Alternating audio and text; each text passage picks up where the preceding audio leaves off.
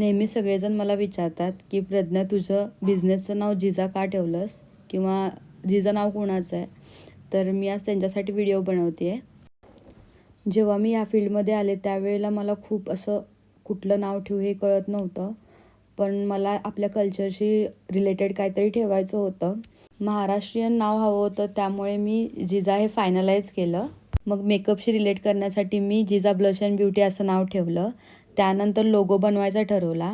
मला लोगोमध्ये आहे ना महाराष्ट्रीयन ट्रॅडिशन दाखवायचं होतं, त्यामुळे मी कपाळावर चंद्रकोर, नाकात नथ आणि साज, त्याचबरोबर हिरवी साडी आणि डोक्यावर पदर अशी लेडी मी ग्राफिक डिझायनरकडून खूप त्याला त्रास देऊन बनवून घेतली. त्याचबरोबर मला बोलके डोळे हवे होते, ओठांचा प्रॉपर आकार पाहिजे होता, लिपस्टिक शेड चांगली पाहिजे होती, त्याचबरोबर जे स्किन टोन असतो तो पण नॅचरल हवा होता. 1 महिना काम करून जी तुम्ही आता बघताय लोगोवर, ती लेडी मी फायनलाइज केली. थँक्यू.